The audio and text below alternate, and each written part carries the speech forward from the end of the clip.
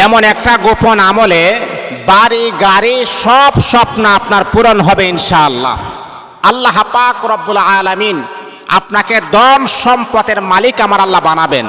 আপনার বাড়ি গাড়ি টাকা পয়সা যদিও লাগে, এই দোয়াটা যদি আপনি আল্লাহ পাকের উপরে একমাত্র শুধুমাত্র কেবলমাত্র আল্লাহর উপরে পরিপূর্ণ আস্থা এবং ভরসা নিয়ে যদি এই দোয়াটা পড়তে পারেন, আল্লাহ পাক অবশ্যই অচেরেই আমার আল্লাহ আপনাকে হালাল উপায়ে আমার আল্লাহ ধনী বানিয়ে দিবেন। দেখেন, ধনী হওয়াটা এটা কিন্তু কোনো ভুলের কোনো বিষয় না। ধনী হইলে যে আপনি জাহান্নামী হবেন বিষয়টা কিন্তু এমন না। সাহাবায়ে কেরামের ভিতরে অনেক ধনাঢ্য সাহাবী ছিলেন, যেমন হযরত উসমান গনি রাদিয়াল্লাহু তাআলা আনহু প্রচুর ধনী ছিলেন।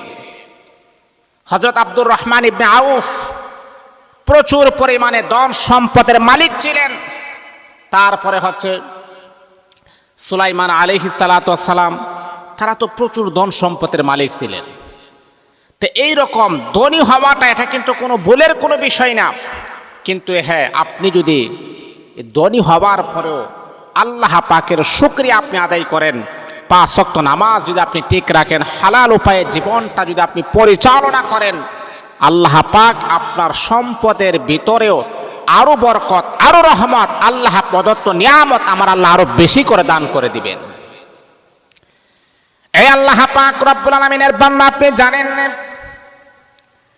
আল্লাহ পাক রব্বুল আলামিন কুরআনুল কারীমের ভিতরে আমার আল্লাহ বড় সুন্দর করে জানায়া দিয়েছেন, লা ইন শাকারতুম লা আযীদান্নাকুম ওয়া লা ইন কাফারতুম ইন্না আযাবি লাশাদীদ। ও বান্দা, তুমি যখন শুকরিয়া আদায় করবা, নিয়ামত পাওয়ার পরে যখন বান্দা তুমি শুকরিয়া আদায় করবা, আমি আল্লাহ পাক রব্বুল আলামিন এই যে শুকরিয়া আদায় করার কারণে এই নিয়ামতের মর্যাদা আমি আল্লাহ আরো বেশি বাড়ায়া দিব। ওয়ালা ইন কাফারতুম, নিয়ামত পাওয়ার পরে যদি তুমি অকৃতজ্ঞ হও, অস্বীকার করো, তাহলে তোমার জন্য পানিশমেন্ট আছে, তোমার জন্য শাস্তির ব্যবস্থা আছে। আমার আল্লাহ বলেন, ইন্না আযাবি লাশাদীদ, তোমার জন্য লাঞ্ছনাদায়ক আযাবের শাস্তি আমি আল্লাহ নির্ধারণ করে রেখে দিয়েছি। এই জন্যে যেই হালতে, যে অবস্থায় আপনি আছেন, মালিকের শুকরিয়া আদায় করবেন। আল্লাহ, আপনি আমাকে যে অবস্থায় রেখেছেন আলহামদুলিল্লাহ। আমার নবী 4-5 দিন যাবৎ পেটে খাবার নাই। জিজ্ঞাসা করলেন, হুজুর আপনি কেমন আছেন? আমার নবী মুস্কি হাসি দেয়া বলতেন, আলহামদুলিল্লাহ। তাহলে নবীর তবিয়ত যদি আমরা অনুকরণ করি, আমাদের জীবনটা বড় সুন্দর হয়ে যাবে। তা সম্মানিত হাজিরিন, যে এই আমল, এই গোপন আমলে বাড়ি গাড়ি সব স্বপ্ন আপনার পূরণ হবে যদি আপনি পড়তে পারেন। আমলটা কখন করবেন? এক মাগরিব থেকে নিয়ে আরেক মাগরিব, মানে 24 ঘন্টার ভিতরে আপনি আমলটা করবেন।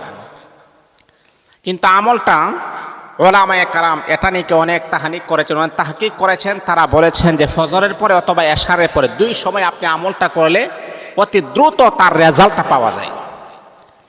2 সময়, একটা হচ্ছে ফজরের পরে, আরেকটা হচ্ছে এশারের নামাজের পরে, 2 সময়ে। কিন্তু আমি আপনাদেরকে বলি, আমল যখন আপনারা করবেন এমন জায়গাতে বসে করবেন যাতে করে কেউ আপনাকে যেন কোনো ডিস্টার্ব যেন না করে। একটা আমল যখন আপনি করবেন, সর্বত্র ক্ষমতার মালিক আল্লাহকে স্মরণ করে আল্লাহ পাকের উপরে পরিপূর্ণ আস্থা, পরিপূর্ণ ভরসা রেখে আপনি আমল করবেন, দেখবেন সেটার ভিতর আপনি অনেক অনেক মজবুত, অনেক অনেক ইমানি পাওয়ার যখন পাবেন, সে আমলটা কবুল হবে তাড়াতাড়ি। এই আমার বন্ধুরা শোনো, পরিপূর্ণ আস্থা এবং পরিপূর্ণ ভরসা নিয়ে এই আমলগুলা যখন আপনি করবেন, তাহলে সেই আমলটা আল্লাহ পাকের কাছে অতি বেশি কবুল হয়। আমার আল্লাহ বলে, বান্দা তুমি আমি আল্লাহকে বিশ্বাস করেছো, আমি আল্লাহর উপরে আস্থা রেখেছো, তাওয়াক্কালতু আলাল্লাহ। আমার আল্লাহই হচ্ছে ওয়া তুইজ্জু মান তাশাউ ওয়া তুযিল্লু মান তাশাউ বিয়াদিকাল খায়র ইন্নাকা আলা কুল্লি শাইইন কাদির। ইজ্জতের মালিক আমার আল্লাহ, বেইজ্জতের মালিক আমার আল্লাহ, সম্মান দেওয়ার মালিক আমার আল্লাহ, অসম্মানী করার মালিক আমার আল্লাহ। আমার আল্লাহই হচ্ছে সবকিছুর মালিক। ইন্নাকা আলা কুল্লি শাইইন কাদির, সবকিছুর ক্ষমতাবান হলো আমার আল্লাহ। এইরকম আস্থা, এইরকম ভরসা নিয়ে যখন আমল গুনাহ যখন আপনি করবেন, তাহলে বুঝতে হবে এই আমলের ভিতরে অনেক স্বাদ, অনেক মজা আপনি পেয়ে যাবেন। এই জন্য আমলটা করবেন আপনি ফজরের পরে আর এশারের পরে। প্রথমে আপনি দুরুদ ইব্রাহিম, যেটা আমরা নামাজে পড়ে যাই, দুরুদ শরীফটা, দুরুদ ইব্রাহিম পড়বেন 11 বার আপনি পড়বেন।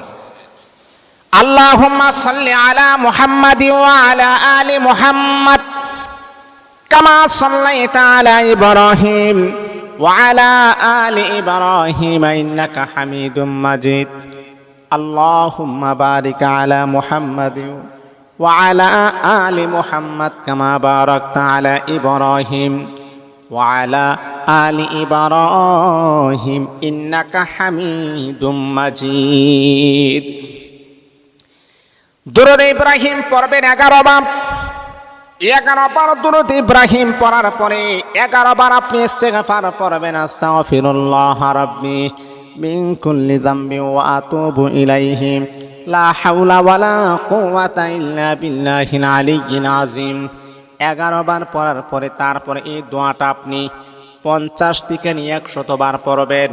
50 বার নয়, আপনি 100 বার পড়লে একটা রেজাল্ট আপনি বেশি পাবেন। হাদিসের ভিতরে আসছে 50 বারও আপনি পড়তে পারবেন, আবার হাদিসের ভিতরে আছে 100 বারও পড়তে পারবেন। বন্ধুরে আমার, একটু সুযোগ নিয়ে আপনি বেশি করে আপনি 100 বার আপনি পড়বেন। লা ইলাহা ইল্লাল্লাহু ওয়াহদাহু লা শারীকা লাহু লাহুল মুলকু ওয়া লাহুল হামদু ওয়া হুয়া আলা কুল্লি শাইইন কাদির। লা ইলাহা ইল্লাল্লাহু ওয়াহদাহু লা শারীকা লাহু লাহুল মুলকু ওয়া লাহুল হামদু ওয়া হুয়া আলা কুল্লি শাইইন কাদির। এই দোয়াটা আপনি 100 বার পড়বেন। 100 বার পড়ার পরে মালিকের কাছে 2 কানা হাত বাড়িয়ে বলবেন, আল্লাহ আমার এই প্রয়োজন, আমার সেই প্রয়োজন, আল্লাহ আমার রিজিকের বড় প্রয়োজন, আল্লাহ আমার সম্পদের প্রয়োজন। আল্লাহর কাছে আপনি চাইবেন, কারণ আল্লাহ পাক রব্বুল আলামিন বান্দাদেরকে জানায় দিয়েছেন, ও বান্দা তোমার যেটা প্রয়োজন দুনিয়ার কোনো মানুষের কাছে ব্যক্ত না করে শুধুমাত্র আমি আল্লাহর কাছে চাও, আমি আল্লাহ তোমাকে দিয়া দিব। দুনিয়ার মানুষের কাছে চাওয়ার কোনো প্রয়োজন নাই। দুনিয়ার মানুষের কাছে আপনি হাত পাতবেন, মানুষ আপনাকে ভিক্ষুক বলবে, সুযোগ বুঝে আপনাকে সে টর্চারিং করবে, আপনাকে সে অ্যাক্সেস করবে, আপনার মান সম্মানে আঘাত করবে। দুনিয়ার মানুষ হচ্ছে স্বার্থপর। দুনিয়ার মানুষ, আপনি মনে করতেছেন আপনার এক আত্মীয় কোটি টাকার মালিক, তার কাছে চাইলে আপনাকে কিছু উপকার করবে, হ্যাঁ দিবে। আপনি 1 বার ছান দিবে, 2 বার ছান দিবে, 3 বার ছান, দেখবেন সে আপনাকে খারাপ নজরে দেখবে। হ্যাঁ, সে তো একটা ছোট লোক, তাকে বারবার দেই বিদেশে আমার কাছে বারবার চাই, তাকে বারবার দেই বলে সে আমার কাছে বারবার চাই। দেখবেন আপনার কাছ থেকে তার দূরত্বটা একটু বেড়ে যাবে। আপনার কাছ থেকে তার দূরত্বটা কি হবে? একটু বেড়ে যাবে। এই জন্য আমি প্রায় সময়, ম্যাক্সিমাম সময় আমি বলি, দুনিয়ার কোনো মানুষের কাছে নেই, আল্লাহর কাছে চান, আল্লাহ আপনার ব্যবস্থা করে দিবেন। আল্লাহ বলে, বান্দা দুনিয়ার কোনো মানুষের উপরে ভরসা করবা না, একমাত্র শুধুমাত্র কেবলমাত্র আমি আল্লাহর উপরে তুমি আস্থা এবং ভরসা রাখো, আমি আল্লাহ তোমার ব্যবস্থা করে দিব। আল্লাহ বলে, বান্দা রে, আমি আল্লাহ পাকের উপরে পরিপূর্ণ আস্থা এবং ভরসা যদি তুমি রাখতে পারো, আমি আল্লাহ পাক রব্বুল আলামিন তোমার জীবনের যত সমস্যা আছে সবগুলাকে সমাধান করে দিব। সাহাবায়ে কেরাম আল্লাহর কাছে চেয়েছেন, আল্লাহ তুমি আমাকে রিজিক দাও, আল্লাহ তুমি আমাকে সম্পদ দাও, আল্লাহ তুমি আমাকে টাকা দাও। সাহাবায়ে কেরাম চেয়েছেন, তারা পেয়েছেন।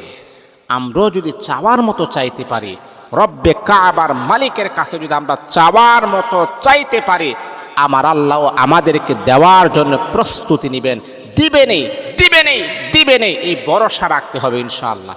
আল্লাহ আমাদের সবাইকে যেন কবুল